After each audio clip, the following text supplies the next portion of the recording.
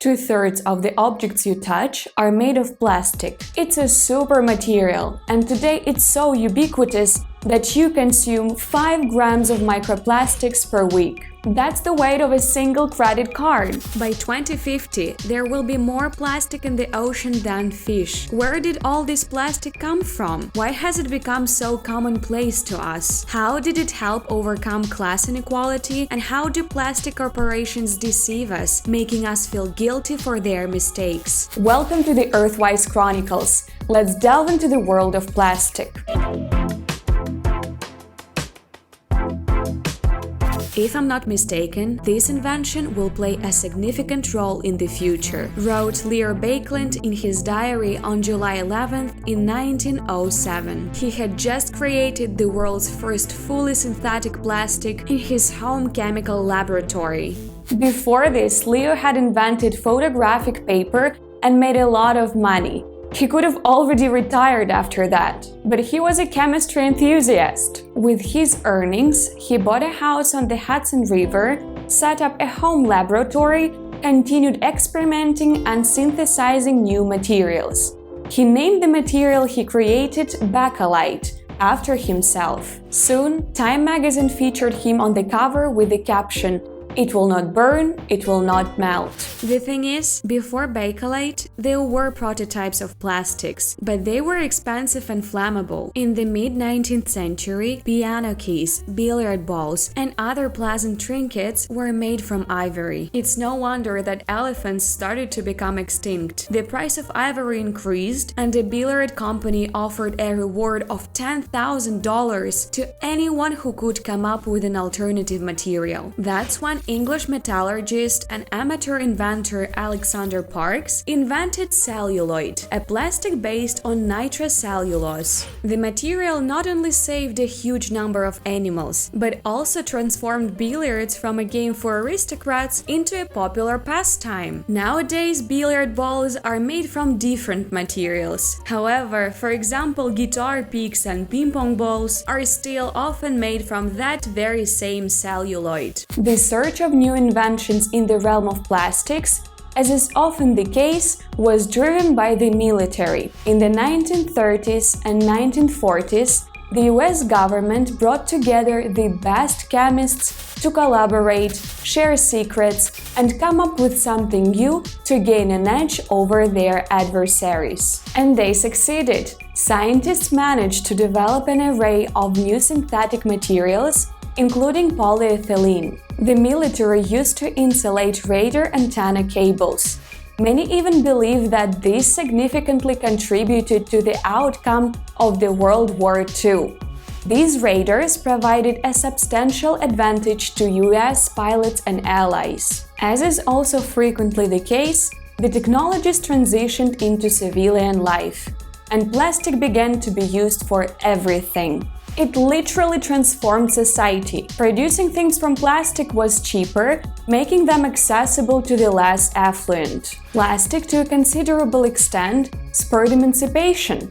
In the US, people began using disposable tableware, sparing women from spending a lot of time washing dishes. Toss the plate in the trash and you're free. Plastic revolutionized medicine too. Instead of glass bottles and rubber tubes that were hard to sterilize, various types of plastics were introduced, which could incorporate antiseptic agents like chlorine. Band-aids, bandages, medicine packaging, all started being made from the new material. In fact, plastic was arguably invented at least in part to create disposable syringes. Beyond medicine, plastic upended the music industry. Before vinyl and cassette tapes, it was nearly impossible to casually listen to your favorite music at home. Plastic facilitated the growth of cinema. If not for celluloid, Hollywood might not have been able to establish the film distribution and screening system. Without plastic, we might not even have a film industry. It could have simply withered away. During that era, plastic was a symbol of progress. In the 1967 film The Graduate, Dustin Hoffman's character receives a career advice.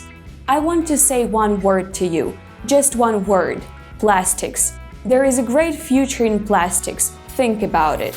At that time, people truly believed in the potential of plastics. But for the next generation, plastic became synonymous with fake. Plastic seized the world and enriched corporations. Soon, in the form of waste, it began to take over landfills, forests, and oceans. It became clear that the issue lay with those very corporations, and they genuinely started addressing it. The problem was how to preserve their reputation. Surely the problem of waste didn't concern them.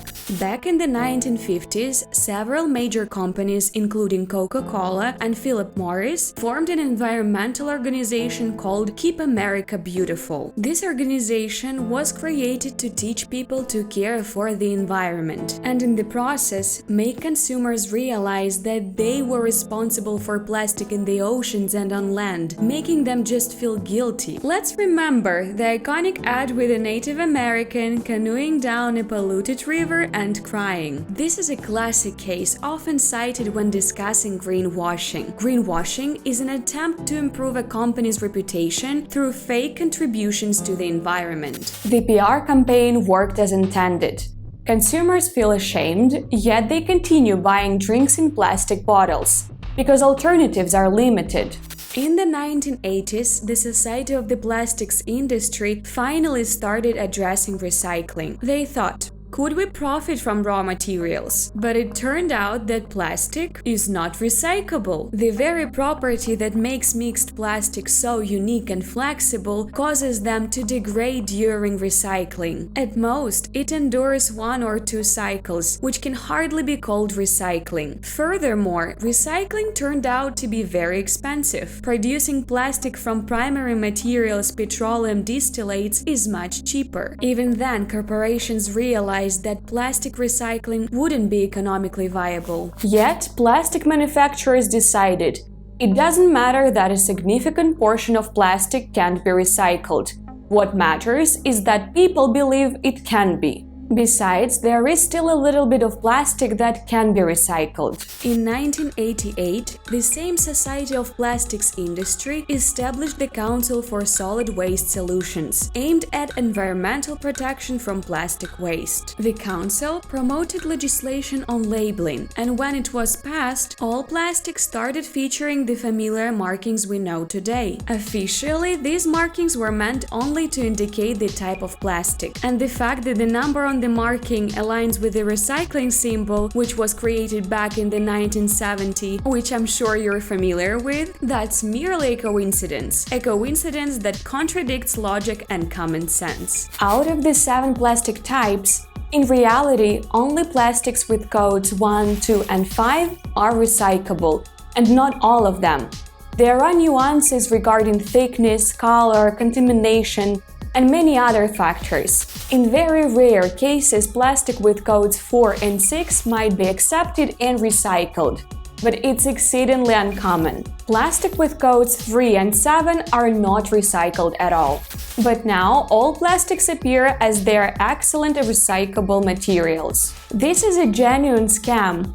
The saddest part is that the more momentum environmental movements gain, and the more results they achieve, the worse situation becomes with plastic. People began thinking about how to reduce CO2 emissions into the atmosphere. As if global warming increases by another 3 degrees, we're in big trouble. The first thing that came to mind was to stop using oil, driving on gasoline, and burning fuel in factories, weaning off the oil addiction and transitioning to renewable energy sources. And that's great. Green energy is developing. They even launched the first rocket on eco-fuel. But oil companies aren't sitting still either. They're also pondering how they will maintain their luxurious lifestyle when the blissful green future catches up with them.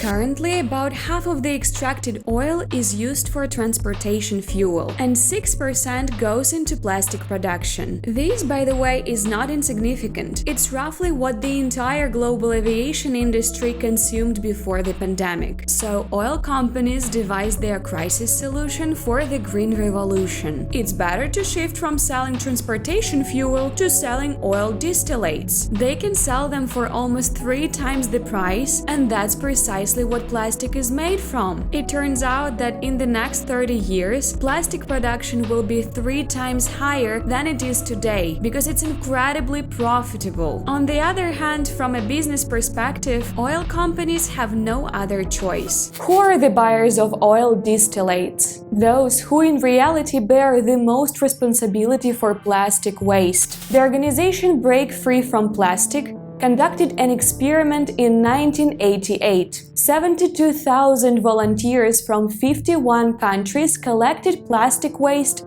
and sorted it by brands. According to their findings, the main contributor to plastic waste is the Coca-Cola company. Their packaging was found most frequently, regardless of the country or region. Following in the ranking are PepsiCo and Nestle. Meanwhile, Coca-Cola released a video about plastic waste issues and their mission to solve the problem, as they didn't create it. The video with the indigenous person isn't effective anymore, so they need to come up with something new again. What to do then? Abandon plastic? No. Let's promise that in the future we will use a bit more recycled plastic. Until recently, manufacturers claimed that it was impossible to make packaging entirely from recycled plastic that would be strong enough. Primary material is still needed. Now, Coca-Cola declares they will make bottles from 100% recycled plastic. But this currently only applies to the US. Earlier, the company stated they would have 100% recyclable packaging by 2025, and by 2030 they would use 50% recycled material in bottles. And this all sounds a bit vague again. Making bottles from 100% recyclable material, but will that recycled material be recyclable again? Or is it a single cycle and it turned out easier to create a green image again? PepsiCo also promises to reduce the amount of fresh plastic in their bottles by 35% by 2025. Nestle claims that 100% of their packaging will be from recycled material and reusable. Despite the alarming plastic pollution, it's literally everywhere – in water, soil, and air, found in all organisms in food chains. And even microplastics have been discovered in the human placenta. Plastic production continues to grow, while the technologies for its recycling and environmental cleanup are lagging behind, simply because they don't bring as much money. What to do about this remains unclear. The only thing that comes to mind is to stop looking for culprits and start taking responsibility ourselves. To feel not guilt, but responsibility for that bag, that bottle that might end up in your hands. Even though I'm disgusted by all these manipulations with facts and information, I will still sort my waste, because I want it to be recycled. And I'll strive not to use disposable and non-recyclable plastic. And only then can I justifiably demand something from these corporations. Write in the comments what you've learned and what else you know about plastic. Let's discuss everything together. Subscribe to the channel, hit the like button, it truly matters to us. This was Anna from Earthwise Chronicles. See you!